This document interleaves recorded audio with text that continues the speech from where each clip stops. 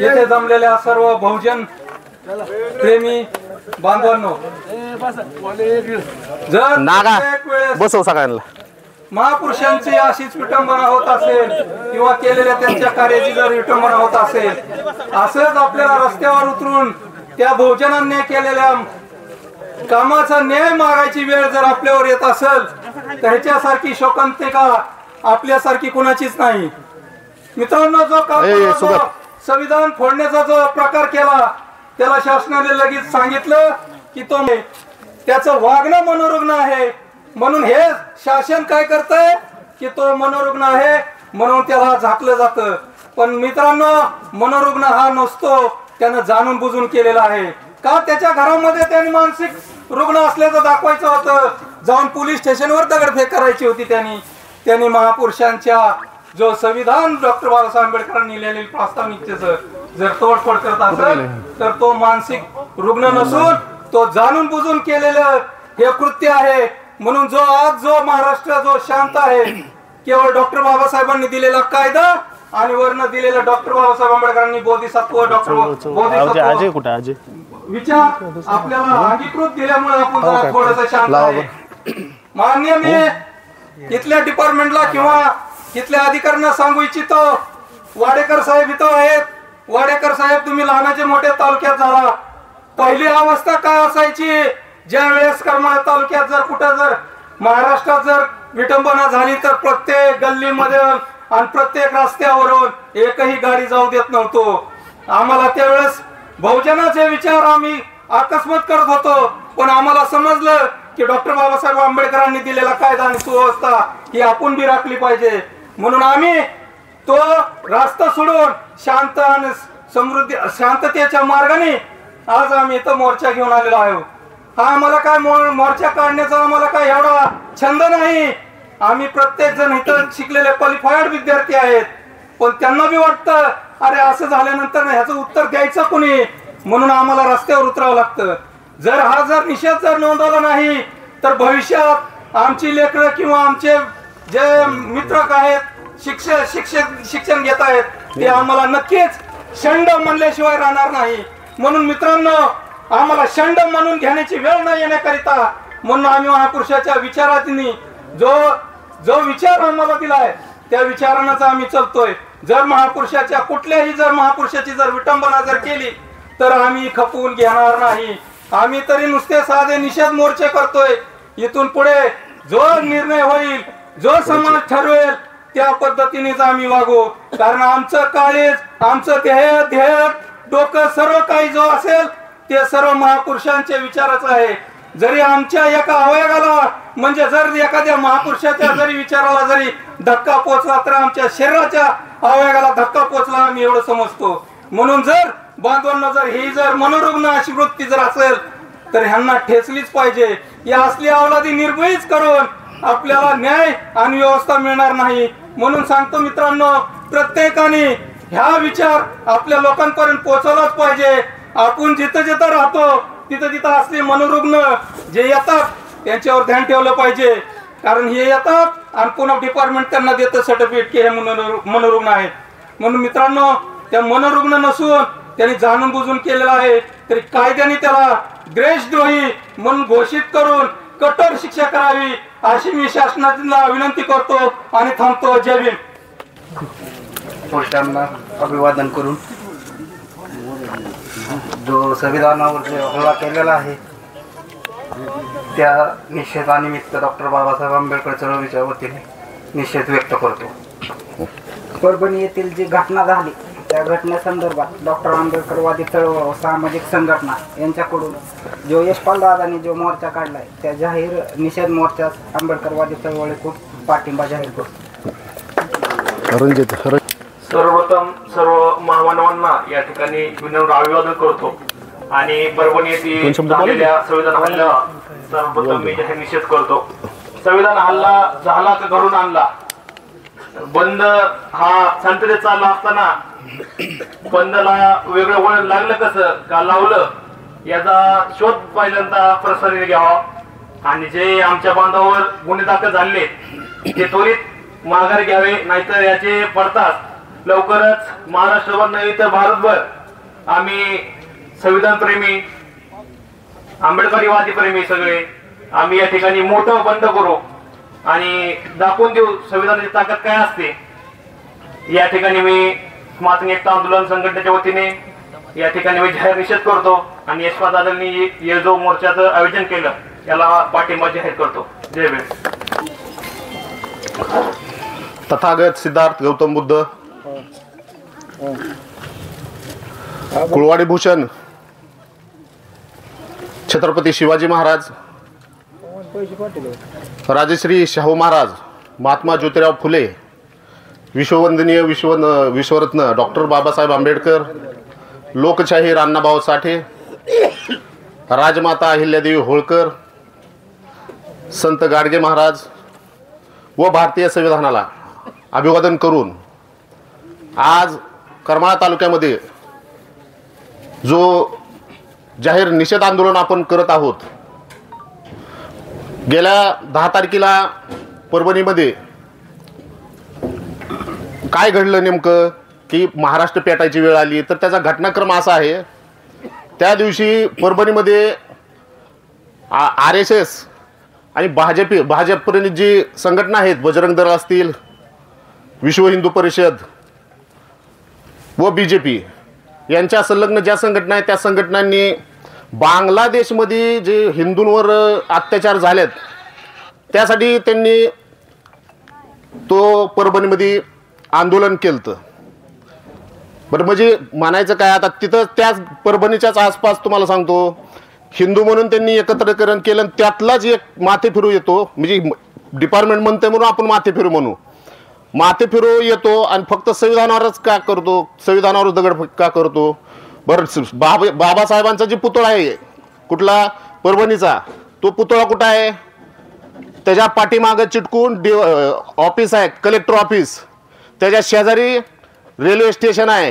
ही 2 station असताना इथलं department काय झोपलं होतं काय, हा आमचा पहिल्यांदा प्रश्न आहे। तिथं जो सिक्युरिटी गार्ड होता तो सिक्युरिटी गार्ड 15 दिवसापासून गैरहजर, म्हणजे ही प्री प्लॅनिंग 100% असण्याची शक्यता नाकारता येत नाही। हा जर माथे फिरू त्याच्या बाबासाहेबांच्या पुतळ्याच्या पाठीमागच्या कलेक्टर ऑफिसवर गेला असता तर तिथलं परभणीचं डिपार्टमेंट काय गप्प बसलं असतं का, हा आमचा सवाल आहे। एवढ्या मध्यवर्ती ठिकाणी असताना सुद्धा त्या आरोपीला पब्लिकने पकडून दिले, त्यात बी तो दलितच होता।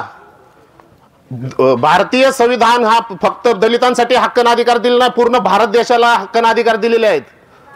मग नेमकं ही कोण घडवून आणते का, तर 100% हे प्रकार घडवून आणले जातात का, तर आपली माती भडकावी, आपण दंगली कराव्यात आणि तुम्हाला सांगतो 5-25 वर्षासाठी पुढच्या पिढ्या बरबाद कराव्यात, हा यांचं BJP सरकारचं षडयंत्र आहे। त्यानंतर तुम्हाला सांगतो ही हिंदू म्हणून ज्यांनी त्यांनी काढलं, मोर्चा काढला, त्यातलाच माथे फिरून तो प्रकार केला। बरं, त्याच्या आधी काय घटना घडल्या, पैठणमध्ये आमचा मातंग बांधव त्याला भरपूर प्रमाणात मारण्यात आलं, तो तिथला मुद्दा गाजला पैठणमध्ये परभणीच्या शेजारी, तर तो हिंदू नव्हता का। बीडमध्ये आमचा मराठा समाजाचा बांधव सरपंच त्याची निगरून हत्या केली, तो हिंदू नव्हता का।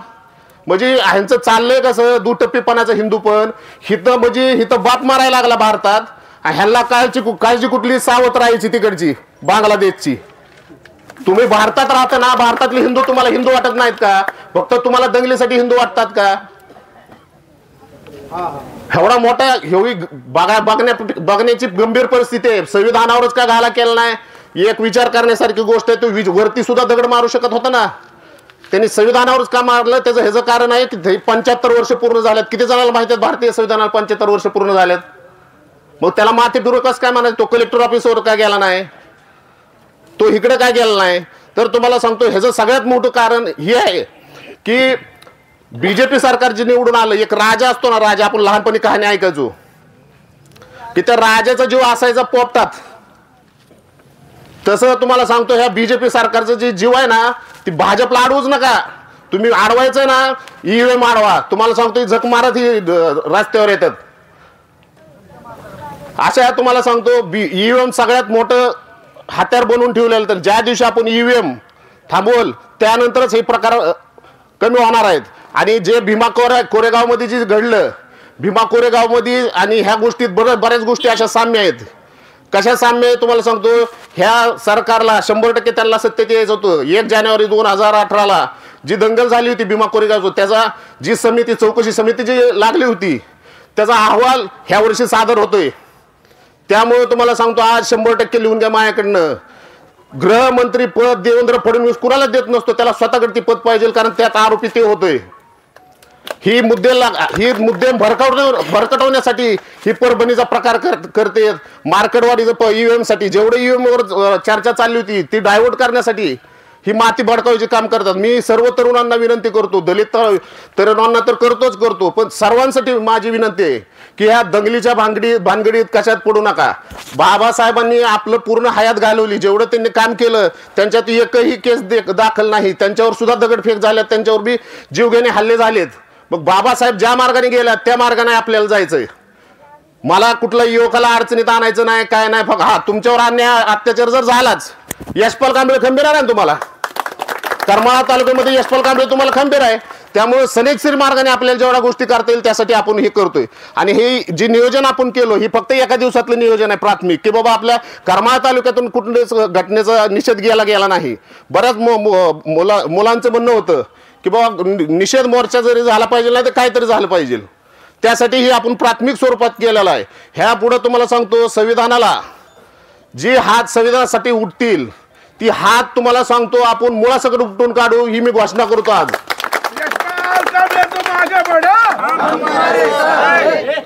भारतीय संविधान तुम्हाला सांगतो असा ग्रंथ आहे की पूर्ण देश आज तुम्हाला सांगतो फक्त दलितांनीच एका विशिष्ट समाजानेच दलित ठेका काय घेतलेला नाही भारतीय संविधानाचा. ही हक्क ना अधिकार जयंती पिक्चर कुणी पाहिला असेल तर समजेल. त्याने वाक्य बघा, हक्क चालतात पण हक्क देणारा चालत नाही. ह्यांना तुम्ही काल बी बाबासाहेबाला भेट होता, आज बी भेटा आणि उद्या बी भ्यावा लागणार. तुम्हाला सांगतो इतकी भयंकर परिस्थिती आलेली आज. पुढं अजून सरकार 5 वर्ष चालणार आहे. त्यामुळे युवकांनी कुठल्याही माथे फिरू ज्या प्रकार असतो ना, ज्या तिकडे ज्या घटना घडल्या भीमा कोरेगावमध्ये, आज तुम्हाला सांगतो मीडियाला बी काय दाखवलं जाते, मीडियावर तुम्हाला सांगतो दाखवलं जाते आपल्या लोकांना किती मारलं किंवा काय झालं. मुलांचे स्टेटस मी पाहतोय, ती एक निळा शर्ट निळा गामजा घालून एक मुलगा पळतो आणि त्याला डिपार्टमेंट मारते. बरं त्यांना भडकवलं कोणी. तिथल्या आज लेटेस्ट मधलं तुम्हाला सांगतो कालचं तिथल्या जिल्हाधिकाऱ्याचं स्टेटमेंट आहे. त्यांनी व्यापाऱ्यासाठी बैठक घेतली, तिथला जिल्हाधिकारी काय म्हणतोय की ज्यांचं नुकसान झालं असेल म्हणजे दुकानदारांचं व्यापाऱ्यांची किती काळजी आहे ते सांगतो. त्यांना सगळी पूर्ण भरपाई दिली जाईल पंचनामे करून, ही त्यांची घोषणा आहे कालची. मग आमच्या आया बहिणीला तुम्ही गल्लीत जाऊन घरात जाऊन जी कोम्बिंग ऑपरेशन चालू आहे, आज एक आपली महिला शहीद झाली तिथं, ती बी कस्टडीमध्ये. ही आजची लेटेस्ट बातमी आहे. त्याला जबाबदार कोण. त्यामुळं आज मी करमाळा तालुक्यातून सर्व बांधवांतर्फे अशी घोषणा करतो की परभणीच्या जी जिल्हाधिकारी कलेक्टर ह्याच्यावरच पहिल्यांदा 307चा आणि त्या डिपार्टमेंटच्या DYSP SP असतील यांच्यावर 307चा गुन्हा दाखल करावा, ॲट्रॉसिटी अंतर्गत गुन्हे दाखल करावे. अन्यथा करमाळा तालुक्यात नव्हे महाराष्ट्रभर आम्ही दौरे करून पूर्ण ताकदीने इतका मोठा मोर्चा काढू, पण सनदशीर मार्गानेच काढणार. पण आम्हाला जसं आम्हाला चांगल्या गोष्टीचं ज्ञान आहे तसं वाईट गोष्टीचं बी ज्ञान आहे. आमची मुळातच माग असलेली जनता आहे. आपल्याला त्याचं काय भय नाही, आपण कुठली गोष्ट कशीही करू शकतो. आणि आपल्याला काय करायचं इथून पुढं EVM फक्त टार्गेट करायचं आहे. भाजप सरकार जेवढं असेल, भाजप सरकार आलं तुम्हाला सांगतो आझाद मैदानावर भारतीय संविधान कधी जाळण्यात आलं त्यावेळेस सरकार कोण होतं, BJPचं सरकार होतं. आता सुद्धा भारतीय संविधानावर घालायचं झाला BJPचं सरकार. तुम्हाला सांगतो ती जरांगे पाटलांनी एवढं मोठं आंदोलन केलं, काय त्याचं फलित काय, सत्तेवर आज कोण बसले. हे तुम्हाला आम्हाला येड्यात काढण्याचे धंदे चालू आहेत. फक्त आपल्या पूर्ण जनतेने समजून घेतलं पाहिजे की नेमकं आपण काय करायचं काय नाही, ही षडयंत्र ओळखले पाहिजेत. आणि येत्या काळामध्ये सर्व युवकांना लवकरच कळवलं जाईल की पुढच्या घटना काय होत्यात कशा होत्यात. त्यानंतर आपली ह्याची रूपरेषा आपण ठरवू आणि आपला जो कार्यक्रम होता, तुम्ही जी सर्वजण उपस्थित राहिलात, एवढा आजचं जे वातावरण होतं ते प्रखर भयंकर वातावरण होतं. असल्या भीतीदायक वातावरणामध्ये सुद्धा तुम्ही एवढ्या संख्येने एका दिवसाच्या नियोजनावर माझ्या शब्दावर आलात, त्याबद्दल मी तुमचा शतशः आभारी तर आहेच. पण तुम्ही खरे भीमाचे वारसदार आहात ह्याची तुम्हाला मी आज सर्टिफिकेटच देतो. कारण तुम्ही फक्त आलात कारण येणारे भरपूर येऊ शकले असते. आणि ज्यांनी ह्यात सामील झालं ही खरे भीमाचे पुढचे वारसदार असतील अशी मी घोषणा करतो आणि माझे 2 शब्द थांबवतो. जय भीम. या की साहेब, साहेब आहे चंदन या की तुम्ही लावा हात.